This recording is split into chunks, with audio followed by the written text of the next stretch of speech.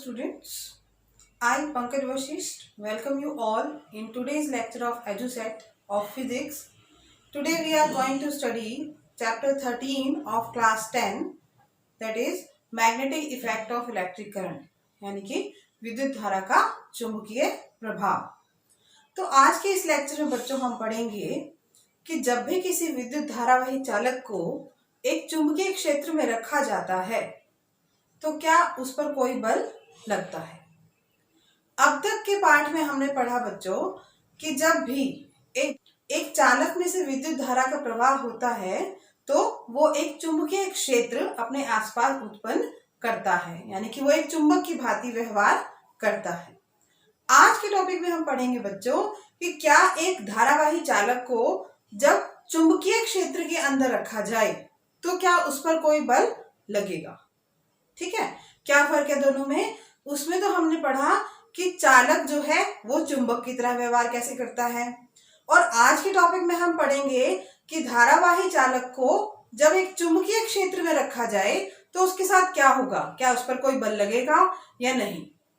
तो आइए आज के टॉपिक को आगे बढ़ाते हैं। हमने पढ़ा कि जब भी किसी विद्युत धारावाही चालक के पास चुंबक लाया जाता है तो उस पर एक बल लगता है। मतलब कि जो विद्युत धारावाही चालक है वो एक चुंबक की भांति व्यवहार करता है, तो उसके नजदीक दूसरा चुंबक जब हम लेके आते हैं तो हमने पिछले प्रयोगों में देखा कि उस पर बल लगता है। दिक् सूचक की सुई हिलने लगती है और स्टीड का प्रयोग। तो इन सब प्रयोगों के द्वारा अब तक तो हमने ये पढ़ लिया कि जब भी चालक में से विद्युत धारा का प्रवाह होगा वो एक चुंबक की भांति व्यवहार करेगा। आज हम पढ़ रहे हैं एक धारावाही चालक को चुंबकीय क्षेत्र के अंदर रखा जाए तो उस पर बल लगेगा या नहीं। तो इस बात को सबसे पहले फ्रांसीसी साइंटिस्ट आंद्रे मैरी ने रखा था। उनका कहना क्या था कि जब भी कोई एक चालक, जैसे कि यहाँ पर देख सकते हैं हम, कोई लोहे की छड़, तांबे की तार या एल्यूमिनियम की छड़ हमने ले ली जो क्या है सुचालक, उसको जब हम किसी चुंबकीय क्षेत्र में रखते हैं तो एक बल इस पर लगता है। तो इस बात को समझने के लिए हम एक क्रियाकलाप, एक एक्टिविटी करते हैं। इस एक्टिविटी में हमने क्या किया है, क्या लिया है हमने, ये यू शेप मैग्नेट, या इसको हम कह सकते हैं हॉर्स शू मैग्नेट, जो कि एक बहुत ही स्ट्रॉन्ग मैग्नेट है जिसका चुंबकीय बल बहुत ज्यादा है। एक हमने ली है एल्यूमिनियम रोड, या आप यहां पर एक कॉपर वायर भी ले सकते हैं। एक तांबे की तार ले लीजिए या एक एल्यूमिनियम की रोड ले लीजिए और उसे एक तार से उसके दो सिरों को हमने बांध दिया। इसके दो सिरे हमने नाम दे दिया, क्या क्या है, ए और बी। ए सिरे को हमने एक तार के साथ बांधा है और उसे बैटरी के नेगेटिव टर्मिनल से जोड़ दिया है। अब रोड के बी वाले सिरे को, दूसरे सिरे को भी हमने तार से बांधा और उसी बैटरी के पॉजिटिव टर्मिनल से एक कुंजी की सहायता से हमने इसको जोड़ दिया है। ठीक, अब सर्किट हो गया पूरा। और इस एल्यूमिनियम रोड को हमने कहाँ रख दिया, हॉर्स शू मैग्नेट या नार चुंबक जिसको आप हिंदी में बोलते हैं, उस चुंबक के बीच में इस तरह से इसको लटका दिया है। किसकी सहायता से, ये क्या है, एक स्टैंड। एक स्टैंड की सहायता से हमने इस, मान लीजिए कि ये तार है, इसके दोनों सिरों को हमने तार से बांध दिया। ये तांबे की वायर है या एल्यूमिनियम रोड है, इसका एक सिरा ये और एक सिरा ये, दोनों सिरे बांधकर एक स्टैंड से हमने इस पे लटका दिया और जो दोनों सिरे हैं वो बैटरी के नेगेटिव और पॉजिटिव टर्मिनल से जोड़ दिए। ठीक, अब क्या होगा, अब इस चुंबक की स्थिति देखिए। इस चुंबक की स्थिति इस तरह से रखी है हमने कि साउथ पोल यानी कि दक्षिणी ध्रुव ऊपर की ओर और उत्तरी ध्रुव कहाँ है, नीचे की ओर।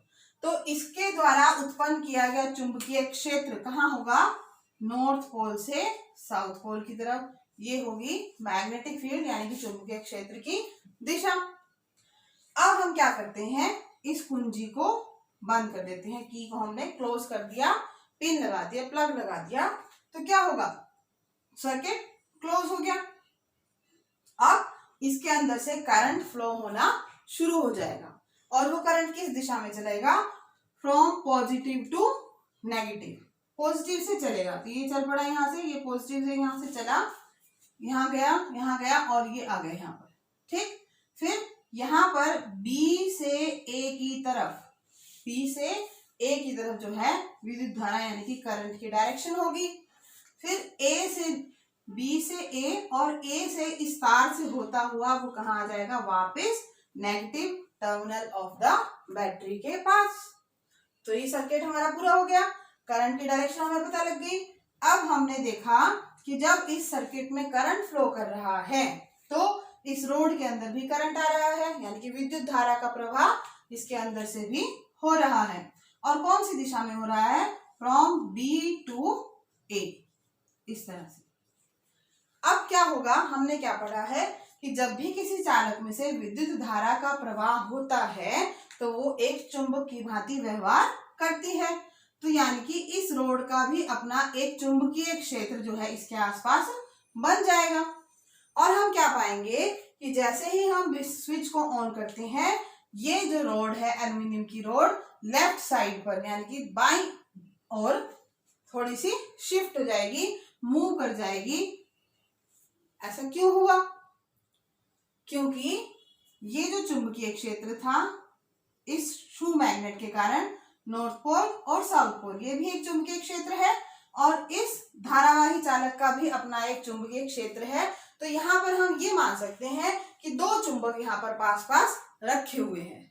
अब हमने पढ़ा है कि जब भी दो चुंबक पास पास रखे होते हैं, इस तरह से कोई भी दो चुंबक पास पास रखे हैं तो उनके बीच में या तो आकर्षण बल होगा या प्रतिकर्षण बल होगा।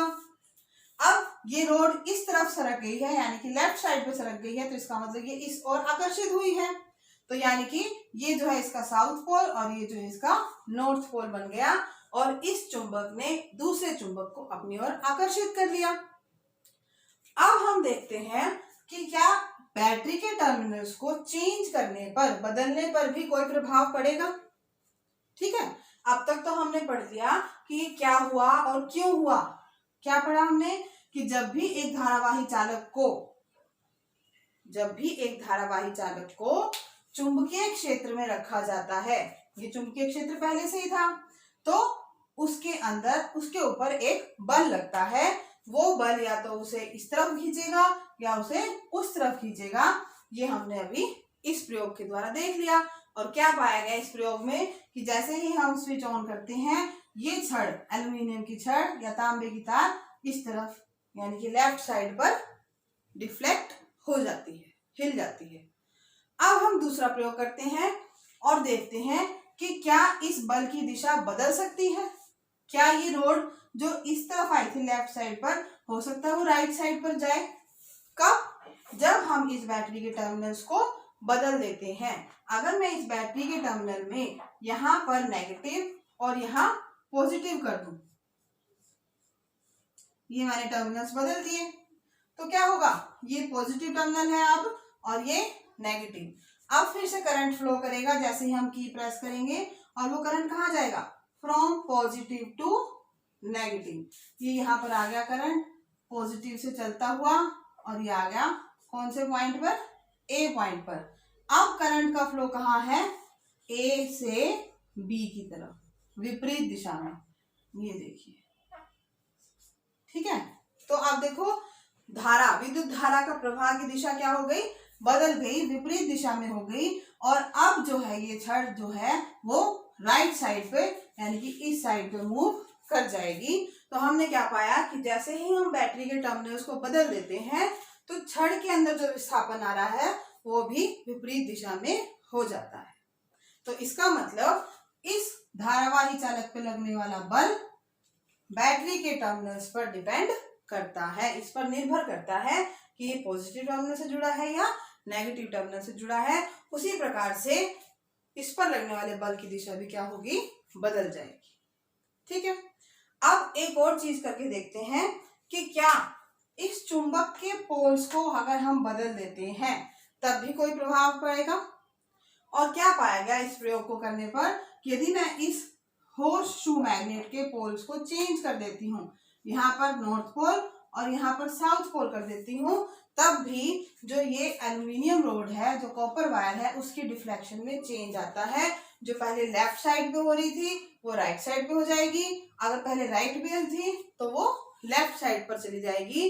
देयर इज अ चेंज, इसकी डिफ्लेक्शन में, इसके विस्थापन में दिशा का परिवर्तन आता है यदि हम इस शू मैग्नेट के पोल्स को, ध्रुवों को आपस में बदल दें। ठीक, तो इन दोनों प्रयोगों से हमें क्या पता चला कि इस पर लगने वाले बल, चालक पर लगने वाले बल की दिशा किस किस पर निर्भर करती है। एक तो विद्युत धारा की दिशा पर, कि विद्युत धारा का प्रवाह किस दिशा में हो रहा है उस पर निर्भर करती है। किसकी दिशा? बल की दिशा। दूसरा किस पर निर्भर करता है?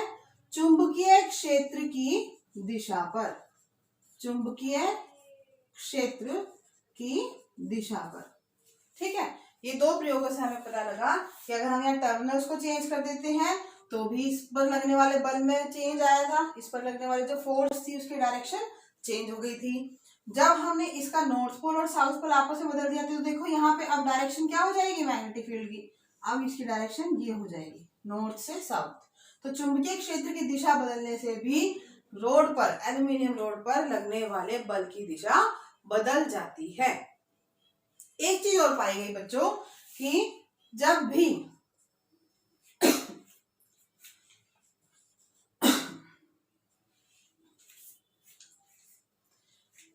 एक चीज और पाई गई कि जब भी चुंबकीय क्षेत्र और करंट यानी कि विद्युत धारा एक दूसरे के लंबवत होते हैं, यानी कि परपेंडिकुलर होते हैं, तब इस पर लगने वाला बल अधिकतम होता है, सबसे ज्यादा बल इस पर लगता है। और उस बल की दिशा हम एक नए रूल से, जिसका नाम है फ्लेमिंग्स लेफ्ट हैंड रूल, से हम ज्ञात कर सकते हैं। ठीक है, तो इस प्रयोग से हमें क्या पता लगा बच्चों? तीन बातें पता लगी। क्या? सबसे पहली बात तो ये पता लगी कि जब भी एक धारावाही चालक को चुंबकीय क्षेत्र के अंदर रखा जाता है तो उस पर एक बल लगता है। अब ये बात आती है कि यह बल किन किन कारकों पर निर्भर करता है। तो नंबर एक कारक जो हमने देखा वो क्या था कि विद्युत धारा की दिशा पर यह निर्भर करता है। जब हमने ये टर्मिनल्स को चेंज करा तो विद्युत धारा की दिशा जो बी से ए थी वो क्या हो गई थी, ए से बी, और इसकी डिफ्लेक्शन, इसका विस्थापन भी क्या हो गया था, बदल गया। नंबर दो, यह बल चुंबकीय क्षेत्र की दिशा पर भी निर्भर करता है। अगर हम चुंबकीय क्षेत्र की दिशा बदलते हैं तो इस पर लगने वाले बल की दिशा भी बदल जाती है। तीसरी बात हमने पढ़ी कि जब भी इस चुंबकीय क्षेत्र और इस धारावाही चालक में से गुजरने वाली विद्युत धारा एक दूसरे के लंबवत होती है, परपेंडिकुलर होती है, 90 डिग्री का कोण बनाती हैं, उस समय पर इस पर लगने वाला बल अधिकतम पाया जाता है। अब ये जो बल लग रहा है, इस बल की दिशा को ज्ञात करने के लिए हम एक नियम पढ़ेंगे जिसे हम क्या नाम देते हैं, फ्लेमिंग्स लेफ्ट हैंड रूल या फ्लेमिंग का वाम हस्त नियम। तो आइए इसी क्रियाकलाप से जुड़ा हुआ एक प्रश्न करते हैं।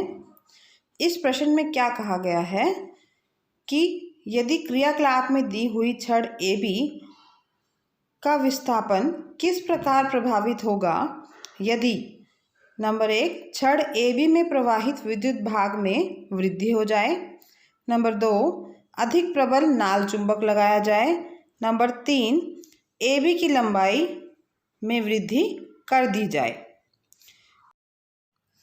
तो प्रथम भाग में इसने क्या कहा है बच्चों कि यदि छड़ में प्रवाहित विद्युत भाग, मतलब कि जो विद्युत धारा है वो अधिक भाग में, मतलब पूरे छड़ में कहें अगर हम, या कह दिया जाए कि विद्युत धारा की मात्रा को ही बढ़ा दिया गया है, तो उससे क्या प्रभाव होगा कि वो छड़ का विस्थापन भी बढ़ जाएगा, वो अधिक विस्थापित हो जाएगी। सेकंड केस में इसने क्या कहा है कि यदि प्रबल नाल चुंबक का प्रयोग किया जाए, मतलब एक ऐसा चुंबक जिसका मैग्नेटिक फील्ड, चुंबकीय क्षेत्र बहुत अधिक है, तो उसका प्रभाव भी क्या होगा, विस्थापन जो है रोड का वो बढ़ जाएगा। तीसरे केस में उसने कहा है कि यदि छड़ की लंबाई को ही बढ़ा दिया जाए तो विस्थापन पर क्या असर होगा। तो इस परिस्थिति में भी जब छड़ की लंबाई हमने बढ़ा दी है तो छड़ का विस्थापन बढ़ जाएगा। तो अर्थात तीनों ही केसेस में, तीनों स्थितियों में जो छड़ का विस्थापन है वो बढ़ जाएगा। तो इस तरह हमने देखा कि तीन परिस्थितियां विस्थापन को किस प्रकार प्रभावित करती हैं। बढ़ते हैं अपने नेक्स्ट टॉपिक की तरफ। नेक्स्ट टॉपिक क्या है बच्चों, फ्लेमिंग्स लेफ्ट हैंड रूल, या इसे हम कह सकते हैं फ्लेमिंग का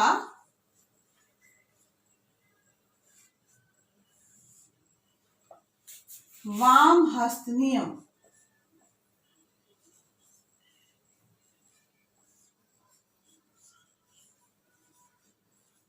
फ्लेमिंग का वाम हस्त नियम। अब इस नियम को समझने के लिए बच्चों अपने वाम हस्त यानी कि अपने लेफ्ट हैंड का प्रयोग हम करेंगे। लेफ्ट हैंड यानी कि हमारा बायां हाथ।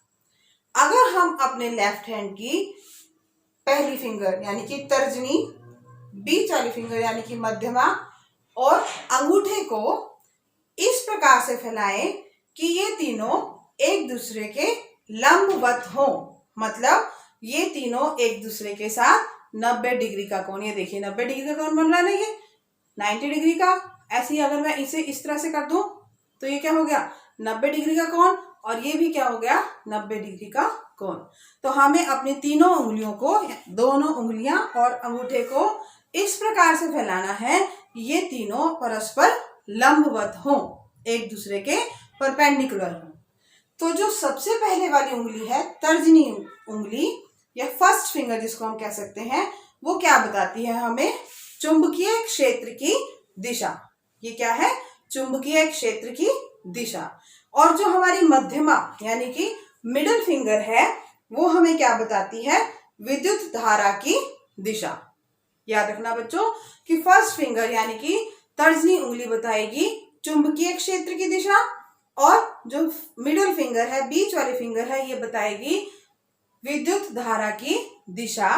तो जो अंगूठा है वो इस पर लगने वाले, इस चालक पर लगने वाले बल की दिशा हमें बताएगा। इस तरह से ये चुंबकीय क्षेत्र की दिशा है, ये विद्युत धारा की दिशा है, चुंबकीय क्षेत्र, विद्युत धारा, और ये इस पर लगने वाला बल। ये देखिए अगर हम यहां से इसे ड्रॉ करें तो हमने 3 एक्सिस पढ़ी है, एक्स एक्सिस, वाई एक्सिस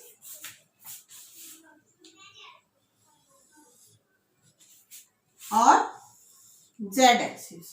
जैसे आप ये 3 एक्सिस बनाते हैं, एक्स, वाई और जेड, ये तीनों क्या होती हैं, एक दूसरे के परपेंडिकुलर। वैसे ही यहाँ पर हम अपनी 3 उंगलियों का इस्तेमाल कर रहे हैं, और ये वाली जो है ये है फर्स्ट फिंगर, या हम इसको कह सकते हैं तर्जनी उंगली। और ये हमें क्या बता रही है, चुंबकीय क्षेत्र की दिशा, चुंबकीय क्षेत्र की दिशा बता रही है फर्स्ट फिंगर। मध्यमा उंगली जो है वो हमें बता रही है विद्युत धारा की दिशा, विद्युत धारा यानी कि आई, और इसको हम किससे लिखते हैं, बी से, ठीक। और ये कौन सी उंगली है, मध्यमा। तो ये जो हमारा अंगूठा है, तीसरा जो उंगली थी वो क्या थी, अंगूठा, वो किसकी ओर दिशा दिखाएगा, उस चालक पर लगने वाला बल, ठीक। तो जैसे अभी जो हमने पिछली एक्टिविटी में पढ़ा, उसमें हमने इस तरह से नॉर्थ से साउथ चुंबक को रखा हुआ था, एक तरफ नॉर्थ पोल और एक तरफ साउथ पोल। तो चुंबकीय क्षेत्र की दिशा क्या थी, नॉर्थ से साउथ की तरफ ये दिशा थी। और आप मान लीजिए कि ये हो गया हमारा चुंबकीय क्षेत्र। अगर मैं कह दूं कि ये है विद्युत धारा की दिशा, यानी कि करंट जो है यहां से यहां जा रहा था, ए से बी की ओर।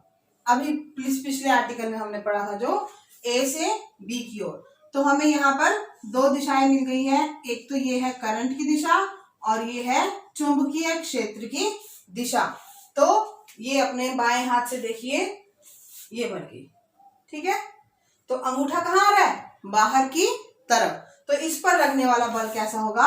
ये इस पेन की दिशा में होगा, बोर्ड से बाहर की तरफ आता हुआ, और इन दोनों पर ही वो क्या है?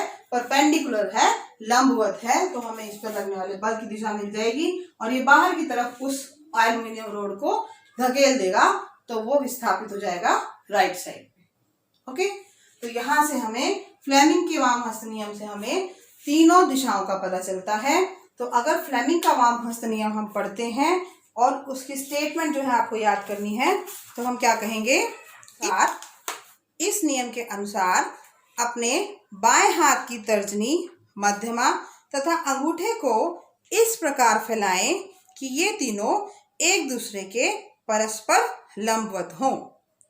यदि तर्जनी उंगली चुंबकीय क्षेत्र की दिशा और मध्यमा उंगली चालक में प्रवाहित विद्युत धारा की दिशा की ओर संकेत करती है, तो अंगूठा जो है वो चालक की गति यानी कि उस पर लगने वाला आरोपित बल, उसकी दिशा हमें बताएगी। फ्लेमिंग के वाम हस्त नियम का उपयोग हम बहुत से विद्युत उपकरणों में करते हैं, और इस बाद हमने पढ़ा कि जब भी किसी चालक को चुंबकीय क्षेत्र में रखा जाता है, उस पर एक बल आरोपित होता है।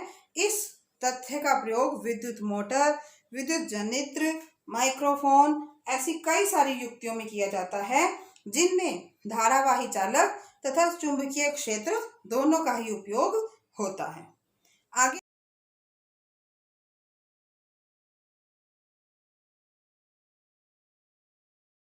तो आइए आज के वीडियो में जो हमने पढ़ा उसे एक बार फिर से दोहराते हैं। सबसे पहले हमने पढ़ा कि जब भी किसी धारावाही चालक को किसी चुंबकीय क्षेत्र में रखा जाता है, तो उस पर एक बल आरोपित होता है। चालक पर लगने वाला यह बल निम्नलिखित कारकों पर निर्भर करता है। नंबर 1, चुंबकीय क्षेत्र की दिशा। नंबर 2, विद्युत धारा के प्रवाह की दिशा।